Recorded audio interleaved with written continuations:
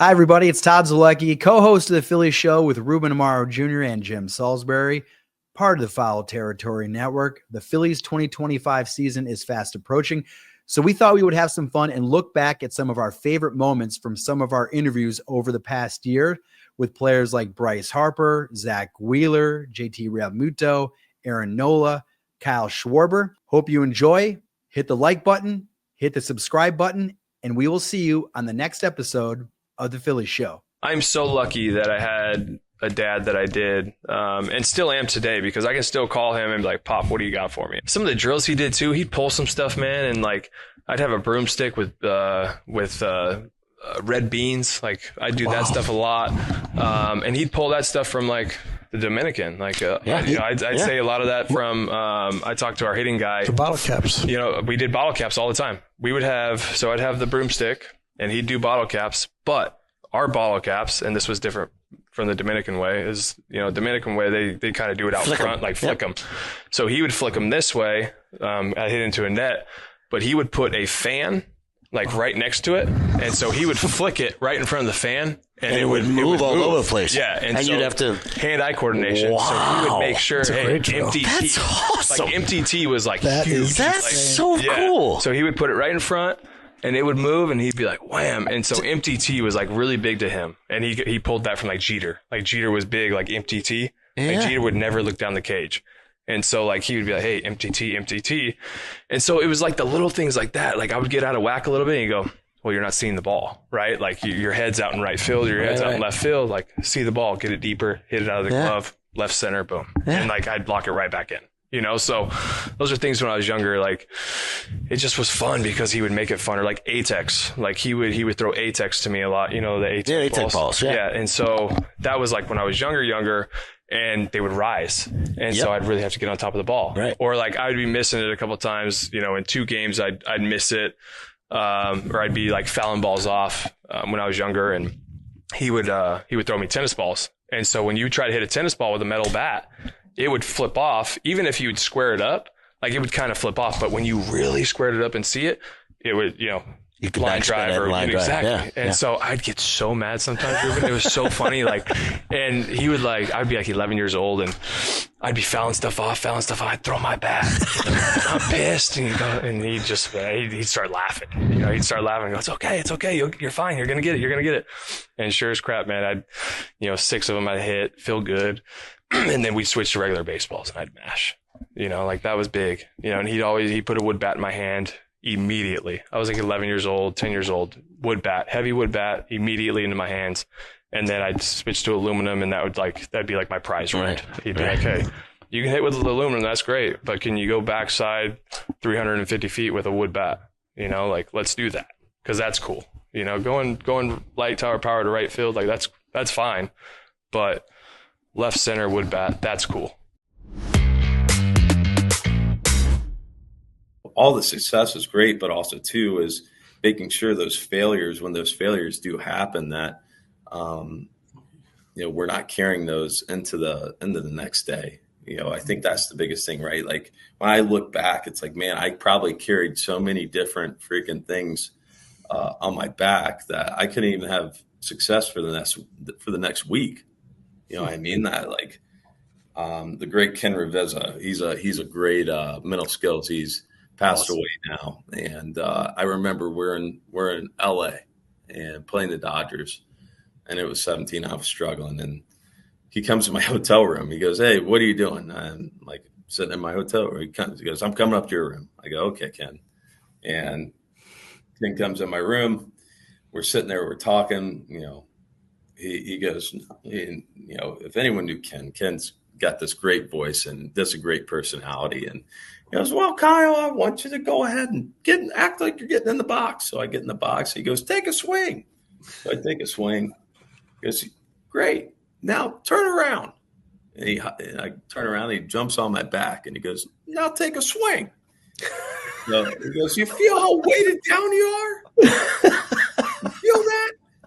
And, it's funny, you laugh about it. Then you think about it. You're like, man, you know what? Like, it's true, that it's hard to take a swing when I got this guy on my back. What about, the last 10 outs I made, or, the bad call, so think the umpire made a bad call on me that at bat, and I'm still thinking about it in the at bat, right? Like those are all different external things that your mind can go to. Besides, what, you got to be so hyper focused on what you're doing at the plate when 98's coming at you, or an 85 slider or whatever it is coming at you now, and that you need all your focus going into that at bat. And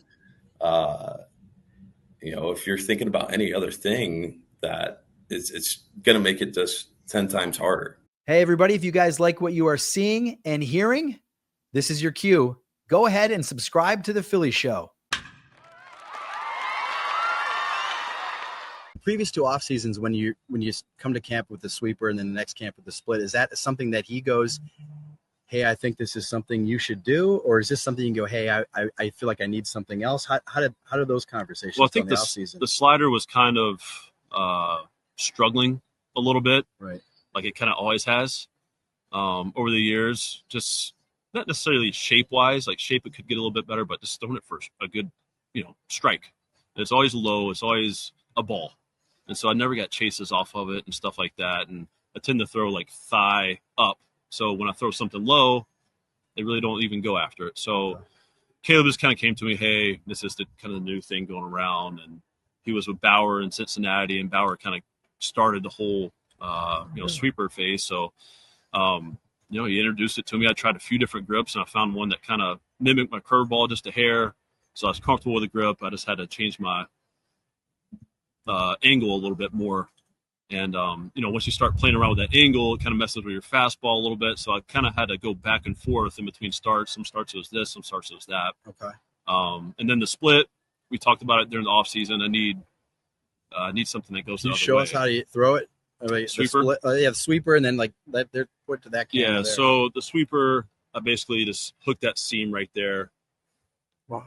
And try to make this the horseshoe right here, or the train tracks, whatever you want to call it, kind of just keep going that way. That's my thought on it. Now keep it going. Okay.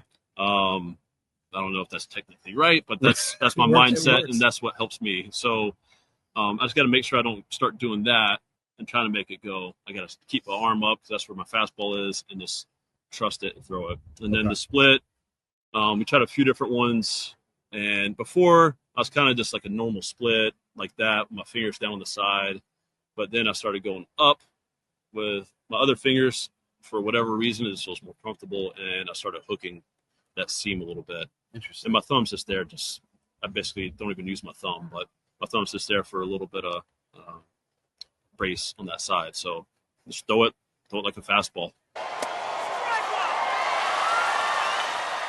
What's a conversation with like him on the mound with Zack, maybe compared to other guys, or Nola, Suarez? Yeah. Zack does not want anybody on the mound ever. I do everything to not have to go talk to him. Because he's like I said, he's a competitor. So usually, if you're going for a mound visit, something hasn't gone right. So he is pissed when I go out there, or Caleb. It's funny. Caleb will go out there and he'll say, put his bellows wrestling. He goes, "What do you got, Zack?" And he'll just say, "I don't know," and stare right through his soul. And then Caleb just turns around and goes back. It's pretty funny. Awesome. Every now and then we'll be able to give him something that's actually useful information, but most of the time with Wheels, if we're going out there, it's just to slow the game down a little bit and give him a breather. It's not right. He knows how to make adjustments. He knows what he's doing out there, so it's not like we're ever trying to give him too much information. Yeah, that's awesome. He does not like visits, that's for sure. So if you guys watch his antics from now on when we go out there, it's pretty funny.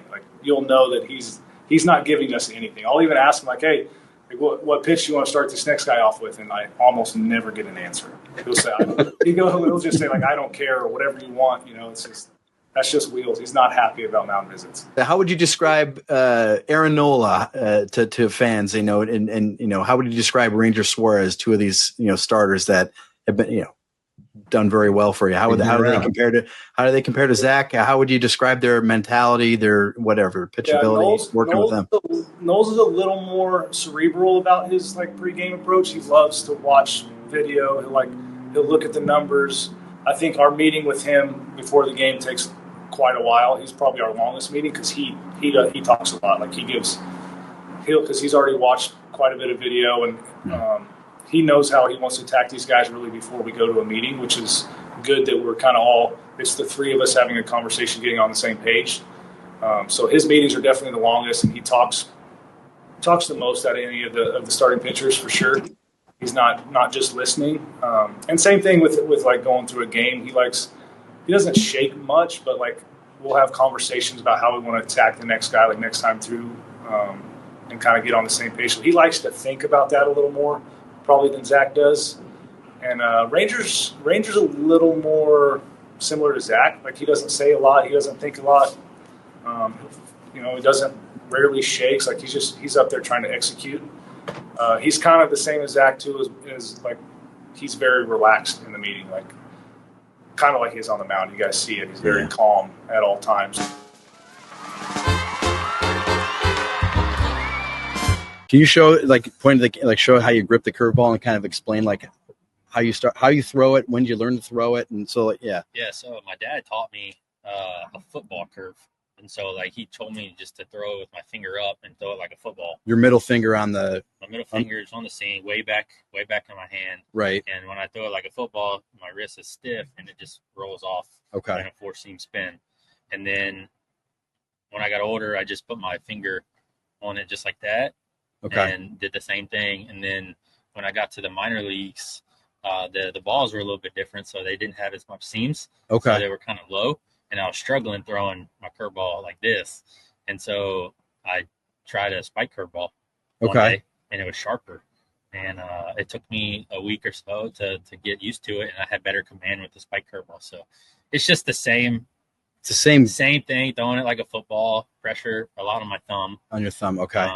So that's how I get from a lower arm slot to get it more depthy. Okay. A lot more on my thumb. So basically the index finger just goes from being flat to like flat to spike to up. Because when index finger's on there, it goes off that finger. Sure. But when it's up, it goes off the middle finger. Middle finger. Okay. And it came to you that quickly? Yeah, it took about a week. Isn't that crazy how that stuff works? Yeah, I threw one curveball in AA.